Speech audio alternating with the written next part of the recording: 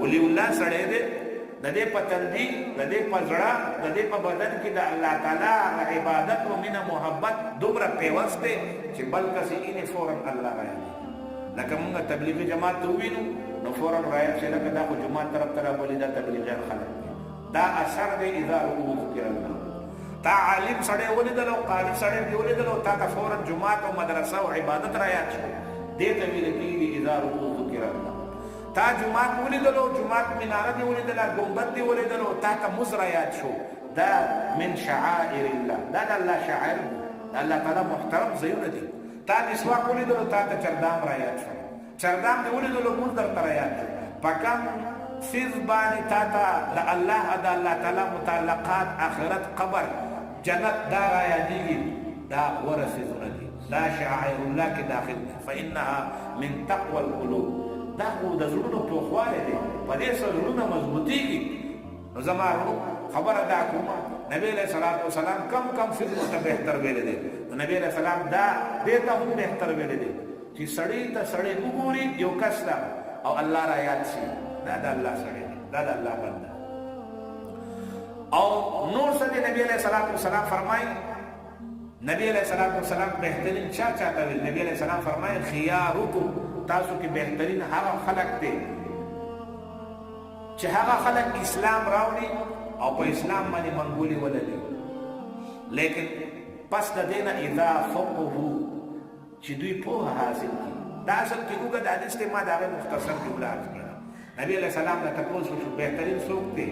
نبی علیہ السلام فرمایي بهترین چې دی هغه یوسف علیہ السلام دی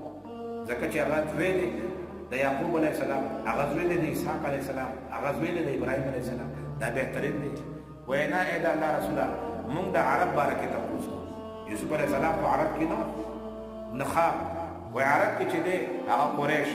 نه ای د الله رسوله دا خبره نه کوم چې قریش هغه ته پته ده دا تپوس کوم چې بهتر څوک دی اسلام په لحاظ سره نبی علیه السلام فرمایي هغه سړی بهتر دی چې په جاهلیت کې مقربي او مسلمان شي او علم حاصل کی پوهه حاصل کی دا سړی غوره دی لکه حضرت عمر رضی الله عنه عهد جهالت کې حضرت عمر رضی الله عنه زورور او پوهه او خلق او تکارونه والا کول چې مسلمان شول دا غنه زیات پوهه شول دا اوس دا بهترواله دې ته بهترواله نبی علیه الصلاۃ والسلام فرمایي تاسو کې بهترین هغه دی او حاصلکم اخلاق چې دا هغه اخلاق د ټولو نه غوره دي تاسو کې بهترین هغه دی چې هغه اخلاق بهترین وي نو د اخلاق بهترواله دا د سړي بهترواله دی یو سړی ډېر زیات نیک عمل خان وي نیک عمل خان دا چې عبادت کې نه پاتې کیږي لیکن اخلاق بدترین دي گاونډیان کې خپه دي رونه کې خپه دي شاګردان کې خپه دي یعنی مطلب خپل ضروري نه چې ټول خپه یو څوک کسان دې خپه اخلاق داسې ساتل پکار دي چې سړی گفت و شنید کی سلام دعا کی کلام کی بلاره باندې خلق سره بس علیک صلیک پکار دي وس یو سړی په ناحقه مسله باندې خپه هغه بېله خبره ده خو اخلاق خپل درست کول پکار دي خپل دشمن ته سلام پکار دي خپل نه لګېدلو سړي سره هم صله رحمي کول پکار ده نبی علیہ الصلوۃ والسلام بهترین اخلاق والا سړي ته بهترین سړی ویلي دي نبی علیہ الصلوۃ والسلام دې ته بهتر والے هغه ویلي دي نبی علیہ الصلوۃ والسلام فرمایي تاسو کې بهترین سړی هغه دی چې هغه د خپل قبیله والله لپاره بهترین دی اذا ما لم يثم تر هغه وخت پورې چې دې ګناه نه وکړي لکه خلک تعصب ساتي کړه خلک خپل ولی کوي خپل قبیله لپاره منډه ترړه کوي پښتونواله کوي کوا خو لیکن په ګناه کې ځان مارته ګناه دا چې په ناحقه خبره کې د قبیله ملګری شي د ګناه په مسله کې ته د ملګری شي غلا ملاتړ کوي دا ناجایز دي په حق مسله کې د خپل قوم او د خپل قبیله د هغه مسائل لپاره ملاتړ کول مخکې کېدل دا بیا ټیک دی دا بیا بهتر واله دی خو که ناحق وي او په ناحق کې نو نبی علیہ الصلوۃ والسلام په ټیم کې داسې کسانو کړه چې هغوی ناحقه مسلو کې ملګرتیا کړې او هغه ناحقه ملګرتیا د وجې نه هغه د منافقت په مرګ باندې هغه مړه شو نبی علیہ الصلوۃ والسلام فرمایي تاسو کې بهترین د خپل قبیلې لپاره هغه سړی دی چې هغه د هغوی مدد کوي لیکن تر څو پورې چې دی د ګناه په مسله کې ملګرتیا هغه ونه کوي دین علاوه نبی علیہ الصلوۃ والسلام د ډیرو خلقو بهترواله بیان کړی دی. فرمایي خیر الاصحاب عند الله خیرهم لصاحبه وخیر الجيران عند الله خیرهم لجيرانه. تاسو کې بهتر د خپل ملګری د هغه د الله تعالی په نسبت باندې هغه سره غوړه دی چې د خپل ملګری سره هم غوړه وي،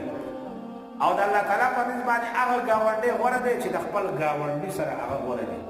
مطلب سره چې د خپل ملګری خیال ساتي چې هغه د ناشته پاسته ملګری دی، او د گاونډي خیال ساتي دا د ناشته پاسته بیل گاونډي شو او د کور بیل گاونډي شو. چې یو سړی د داسې خلکو خیال ساتي او دوی د پاره غوړه وي، نو بس دا غوړه سړی دی. لکه ستا ملګری څنګه سړی دی یاره ماشاءالله ښه سړی دی، خدمتي دی، مسلو کې په کار راځي. ګاونډی څه دی ماشاءالله ډېر ښه دی، هېڅ مسله نشته، تکلیف نشته دی، په کار راځي. ځینې خلک خو داسې ګاونډیان دي هغوی وایي چې الله څنګه چې دنیا کې مونږ ګاونډ تېرو په جنت کې هم دقه ګاونډ مونږ ته نصیب شي، داسې ګاونډ. او ځینې په دنیا کې داسې ګاونډیان دي یا الله بس چې کله به موقع ملاوي چې یا دوی تحت التراب شي، یخ شي او خښ شي، او یا مونږ خښ شو او یخ شو، داسې خلک دي تل. نو ګاونډګیري کول، وخت تېرول، ملګرتیا کول په ښه سره نبی علیہ السلام دې ته غوره ویلی چې دا بهترین سړی دی. نبی علیہ السلام نه چا تپوس وکړو ای الناس خیر، په خلکو کې غوره سړی څوک دی؟ حدیث موږ تېر کړی دی. نبی علیہ السلام فرمایل په خلکو کې غوره سړی هغه دی من طال عمره وحسن عمله، د چا عمر اوږد وي او عمل بهترین وي، دا خیر الناس دی. تپوس وشو ای الناس شر، خلکو کې بدترین سړی څوک دی؟ من طال عمره وساء عمله، عمر لوی وي عمل بد وي، دا بدترین دی. یو سړی 100 کاله عمر تیر کړي او ټول په تقوا او طهارت عبادت کې تیر کړي، ولا سړی شو کنه؟ یو سړی هغه عمر تیر کړو 100 کاله لیکن ټول په حرام توب او ګندګۍ کې، دا بد سړی شو کنه شو؟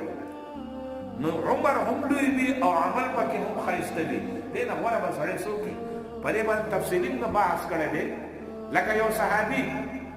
یو ټیم کې 2-3 صحابه کرامو په یو ایمان راوړل. حدیث شریف کې راځي 3 صحابه کرام په یو ایمان راوړل. ایمان یو دی راوړلو، یو پکې دوی جهاد لته دي، یو پکې اول شهید شول، دویم هفته کې دویم شهید شو، په دریم هفته کې دریم وفات شول. او بل صحابي دا کم روایت کې هغه خوب دي چې جنت ته درې مڼه روان دي، دا کم چې وروسته وفات شوی دی د مخکې دی، دا دویم دل چې وفات شوی دی د وروسته دی، چې اول وفات شوی د ټول وروسته دی. نبی علیہ السلام تقلید وشول چې د الله رسوله هغه خو شهید شوی دی، په کار دی اول لاړ شي، دویم بیا وروسته لاړ شي، دریم بیا وروسته لاړ شي، دا څنګه؟ نبی علیہ السلام ورته وفرمایل چې وګوره کنه مسلمان شوی یو دی، او په دې 1-2 هفتو کې د دې کسانو منځونه، روژې، عبادتونه، تلاوتونه، ذکرونه دا سیوا دي او کنه دي؟ صحابه وایي سیوا دي. نو چې سیوا دي نو دی مخکې جنت ته نه دي؟ نو دا کم چې ټول نه وروسته وفات شوی و نو د دې اعمال د لور نه زیات و، نو ځکه مخکې جنت ته روان دي. دا دویم چې وروسته وفات شوی دی دا د اول نه بیا وروسته دی، نو دی وروسته، او دا اول چې وفات شوی و نو دا هم جنتي دی، لیکن دې ته عمر کم میلاو شوی دی. دغه اشکال پاتې کېدی چې یو سړی ویلی شي چې یاره یو سړی شهید شولو او دا بل چې دی په بستره باندې وفات شوی دی، لیکن ملا علي قاري رحمه الله نورو فقها او مفسرینو لیکلي دي، محدثینو، چې دا صحابي چې په بستره وفات دی نو دا هم په بستره نه دی یوازې وفات، د کور په بستره نه دی وفات، دی د الله په لاره کې وته دی او دی مرابطینو کې دی، پهره ورکوو کې دی، زخمی شولو، بیمار شولو، د الله په لاره کې په بستره وفات شولو، دا هم د شهید په حکم کې دی، ځکه دی د الله په لاره کې وفات شوی دی. تللی دی خبره مې دا کوله په دې مقصد باندې چې الله تعالی چاله عمر ورکړي او دا عمر دی د الله په لاره کې ولګي، مطلب د الله د رضا منشا مطابق. دغه سړی د ټول نه بهتر دی، ټول نه غوره دی. نو که سړی عمر لپاره دعا کوي نو هغه عمر لپاره دعا کول پکار ده چې د الله تعالی مرضا او منشا پکې شامل وي. چې د الله تعالی مرضا او منشا پکې نه شامله نو بیا دعا کول پکار ده چې الله زر موږ له شهادت او د ایمان مرګ را نصیب کړي. چا په امین ونه وي په دې دنیا داسې مین دي دا خلک تپوس مه کوه، که تا ورته چې زر د شهادت دعا وکړه نو بس ته وایې چې ته چا دې لکۍ پرېکړه ده، خیر د چا خو نه یې لکۍ، خو هسې یو خبره ده. دا خبرې دې خبرې ته خیال ساتل پکار دی. ابو هريره رضی الله عنه هغه خپل آخري عمر کې صاحب کشف صحابي و، هغه ته معلوم و نبی علیه السلام ورته پیشنګویانې کړې را روان حکومت ته ماشومانو دی، ابو هريره رضی الله عنه په دعا کوله چې د ماشومان د حکومت نه مخکې می هغه مال مرګ راکړي د یزید د حکومت نه مخکې ابو هريره رضی الله عنه بیا وفات شو دا دعا سړی د خپل ایمان د بچول لپاره